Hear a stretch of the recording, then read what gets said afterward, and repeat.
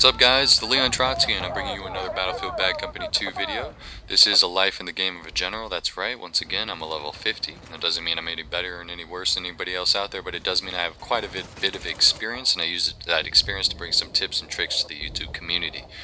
Here today, we're playing some Port Valdez, we're playing some rush defense, and as you can see, I just got killed in the very beginning of that. I wanted to show that death to show you my setup here, where my idea was to switch over the engineer class, because I kind of figured they were going to take this site and throw down some tank mines to kind of prepare for the vehicles that are going to be moving through the next site.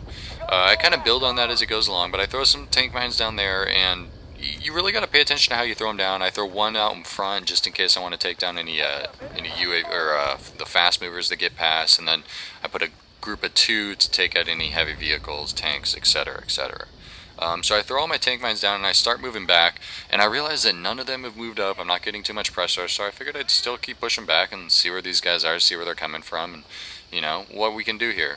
I'm running with the Uzi today, and I like this gun a lot. It allows me to run tracer darts because you got 32 rounds in a clip, and you can really double spray people pretty easily. I run up on this guy's sniper here. I don't know what these guys are doing, if they just spawned or what, and this guy's just an idiot altogether. Knife him in the face. Now that tank's there. I don't have any more tank mines. I don't know what I'm going to do about it, so I'm kind of pulling back. I know it knows I'm there, and I'm kind of going to take another angle on it. Shortly I see on my mini-map though, and this is the best move of all time. You're in their base, nobody else is taking it. There's a heavy vehicle sitting right there waiting for me. So I might as well jump in it and do some havoc. And you know, this isn't a bad strategy. Some people may frown upon this, but the way I'm looking at it, what else was I going to do? I didn't have anything to take down that tank with. I didn't have anything else.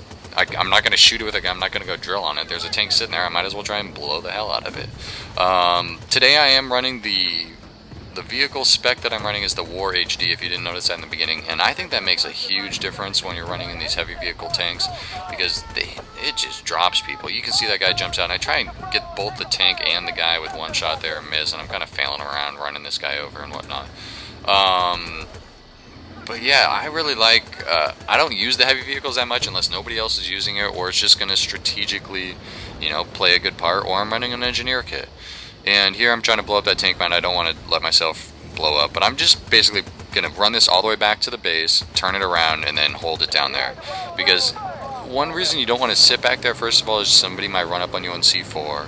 And the other thing is that the back of your tank, the rear of my tank, is a lot more vulnerable to attack. So you'll see I pull it all the way into the base and eventually turn my way around. I did see that they took B, so I'm like, man, these guys must be way ahead of me, and I pull it all the way up here to see if I can catch any stragglers. And another thing about running in the tank is that you'll see I like to drive in third person a lot, and it helps me out a ton right there, because if I wasn't in third person, there's no way I would have seen that recon guy right next to me and would have backed up in time, and he probably would have got C4 on me and blew me up.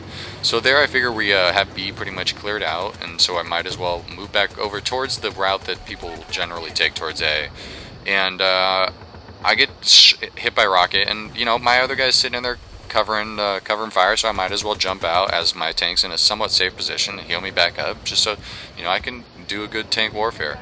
And I know here that they are not going to have another heavy tank spawn, so you got to know what you're watching out for. You got to watch out for the light tanks, you got to watch out for guys with RPGs, and you got to watch out for mortar strikes. So you really got to watch your angles, know the lines of sight on your position, and where the guys are going to be coming from. I pick up a couple great snipes with this tank. I'm still looking back, I'm still pretty surprised at some of the hits that I get, but it's a lot of fun.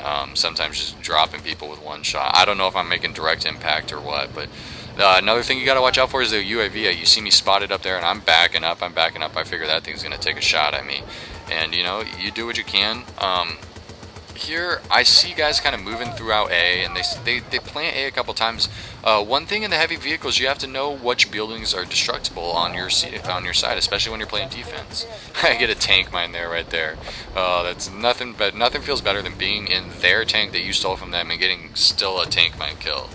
That's a great feeling. But like I was saying, you got to watch and not blow the hell out of the building that you're trying to defend. Like, I could have easily tried to shoot into A right there earlier and kill guys that were trying to plant it, but I'm not going to. I'm going to hold my fire because I don't want to destroy it. I don't want to add any more damage to the building that could cause it to collapse.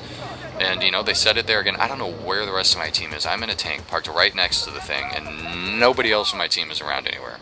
And, you know, that's one of the frustrating things, and that's another thing I want to talk about in this game that's a little frustrating, because I do play a lot of pub matches, public matches with randoms, random people in my squads. It's not that big of a deal, you know, sometimes you got nobody else on and you want to play, that's what has to happen. But here somebody gets a tracker on me, and I'm, you know, figure I don't want to get tracked, I jump out here.